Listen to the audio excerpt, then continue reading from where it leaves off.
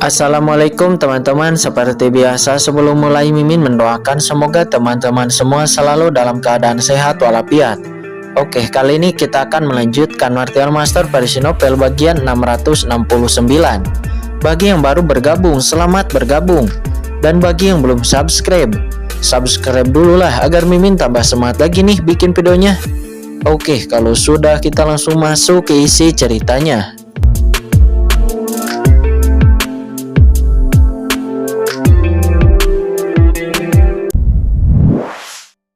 Aturan keluarga api jiwa Anda.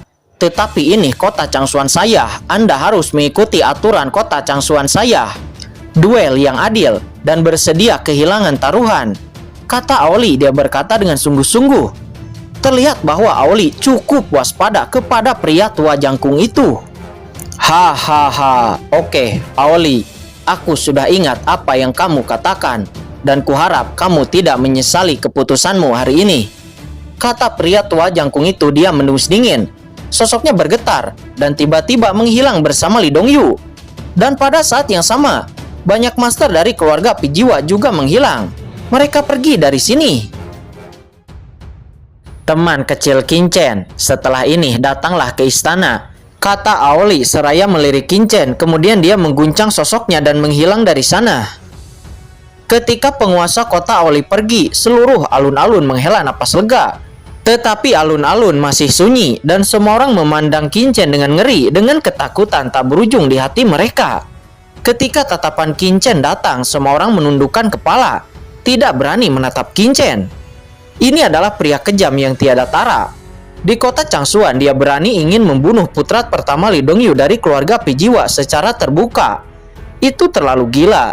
Jika bukan karena orang kuat dari keluarga api jiwa datang, saya khawatir putra pertama Li Dongyu pasti sebelumnya akan mati. Siapa yang berani memprovokasi orang gila seperti itu?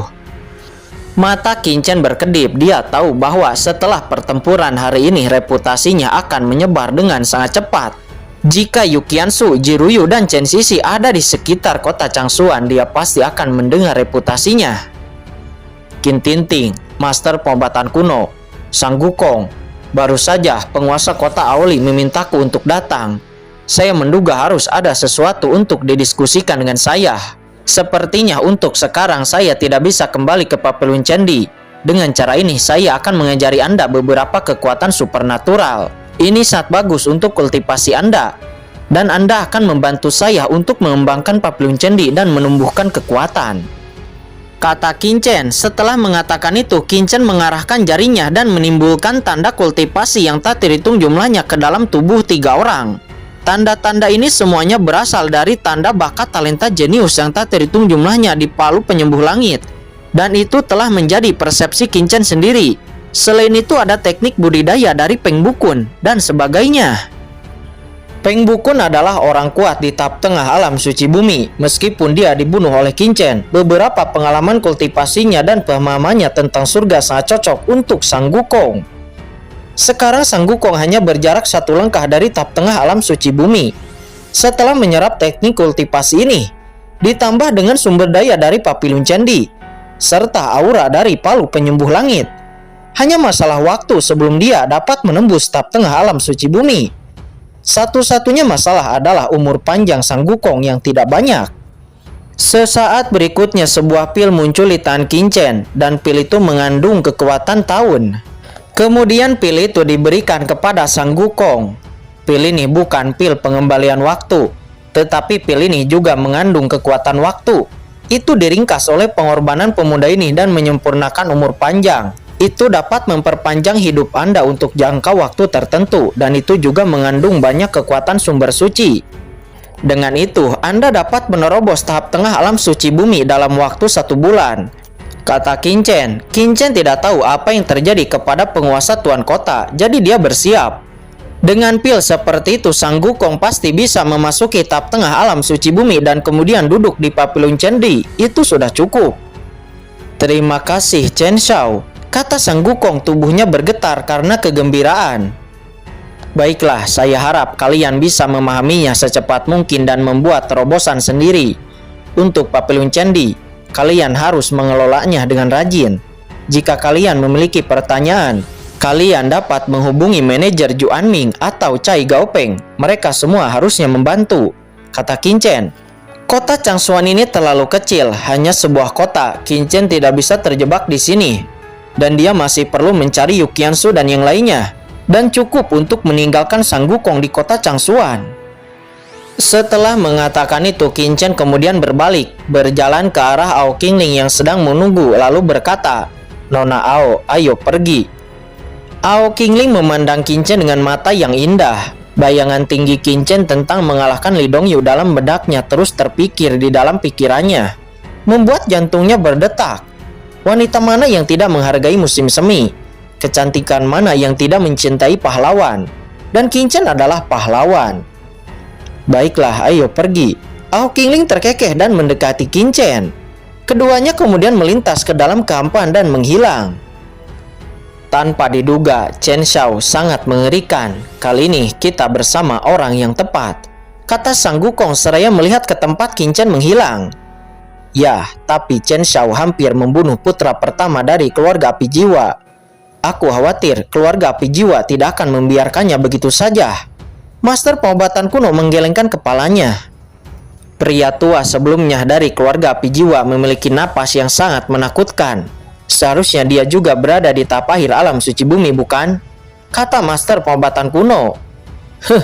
Ada apa dengan begitu banyak orang?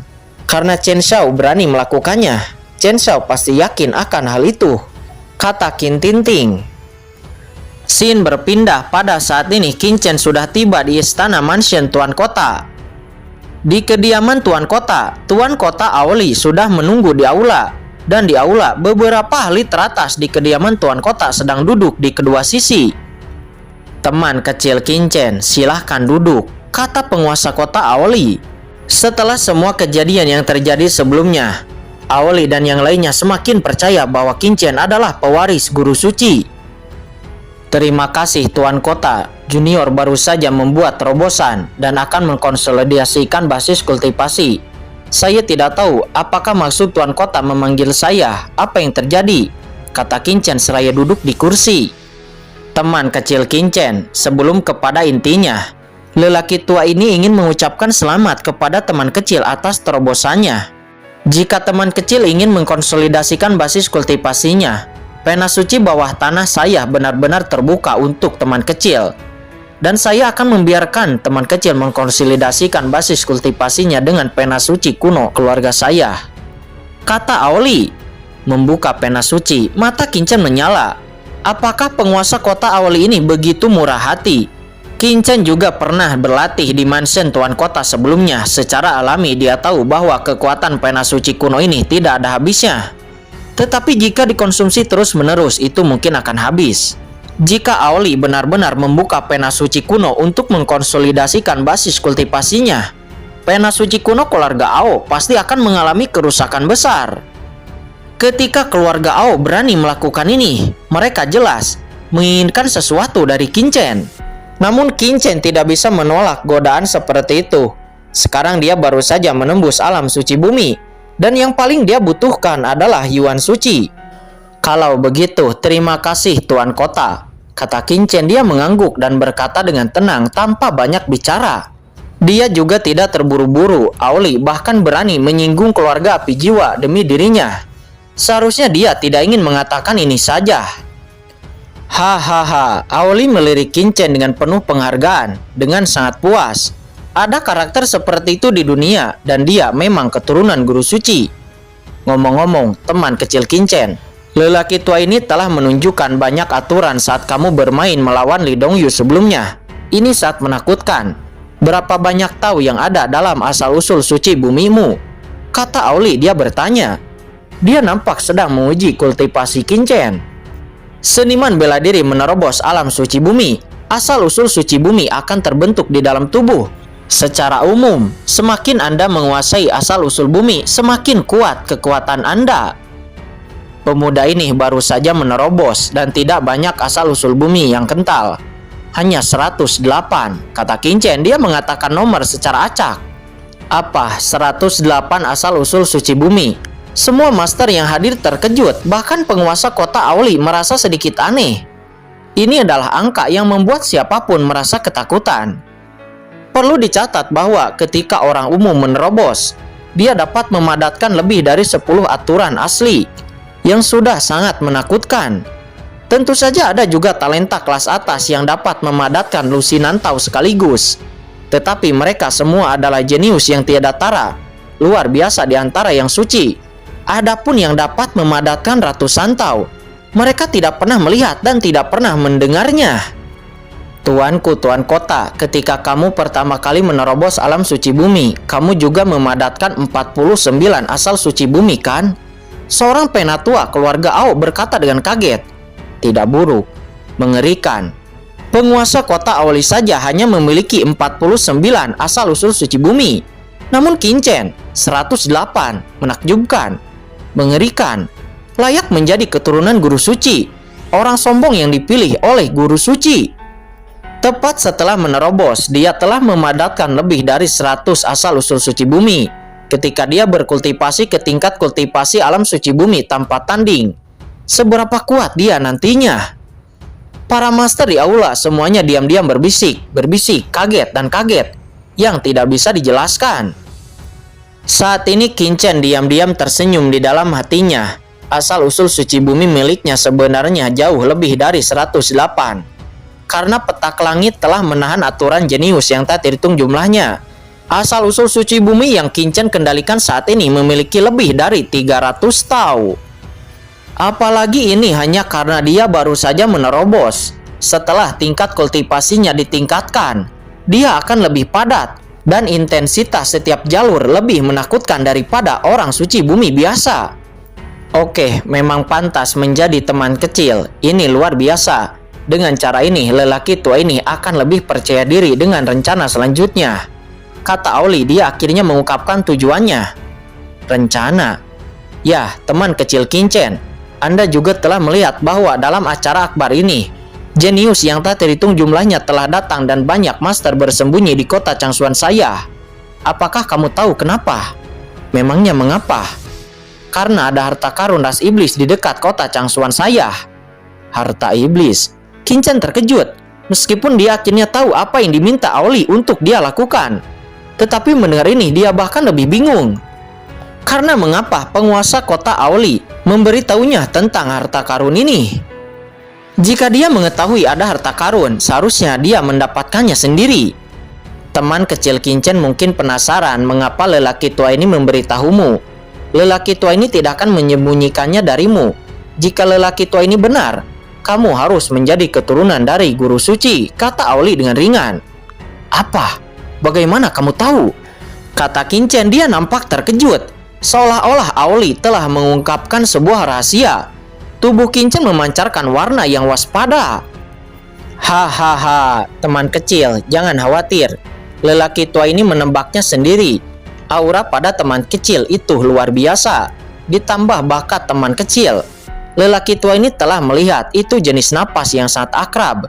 Tetapi teman kecil jangan khawatir. Semua orang yang ada di sini tidak punya niat jahat, kata Aoli seraya tertawa.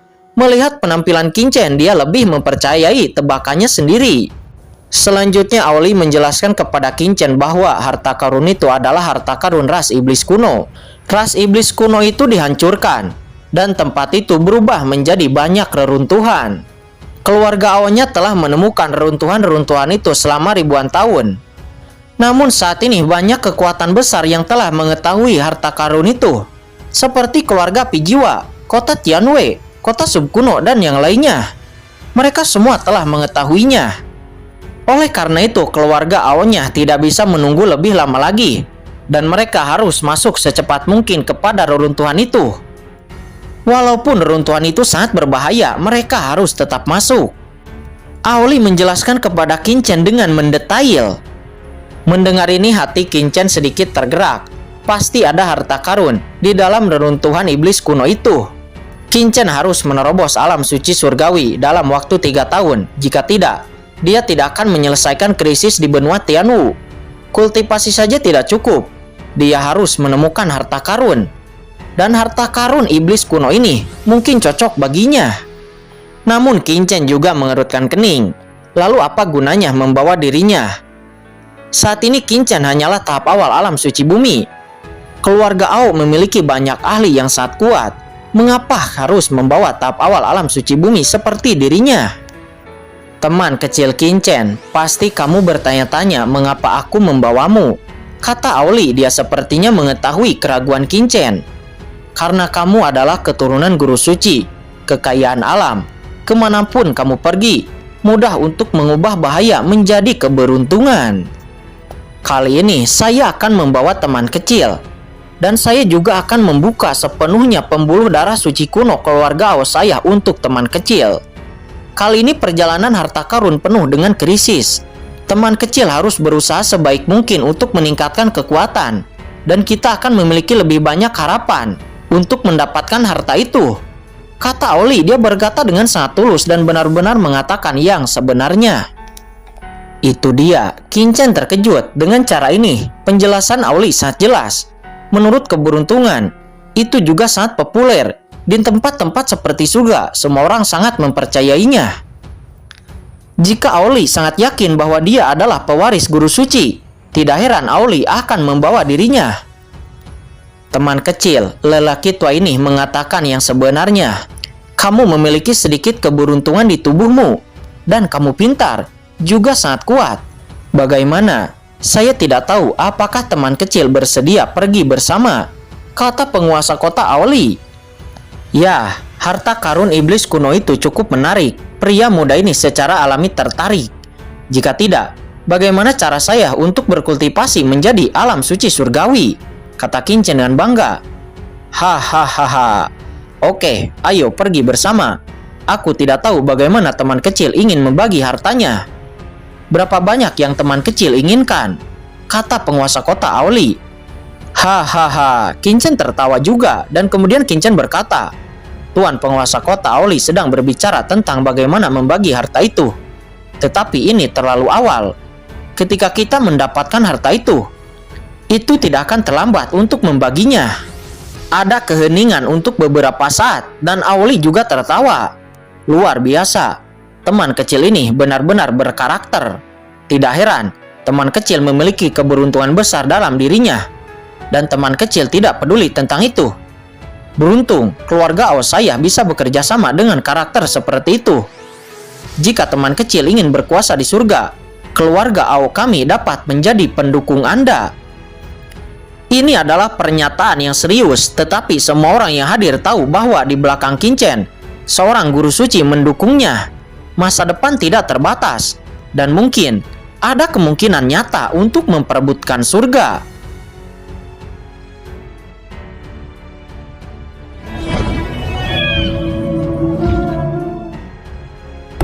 Oke guys, sudah dulu ya. Jangan lupa subrek biar lanjut terus ceritanya.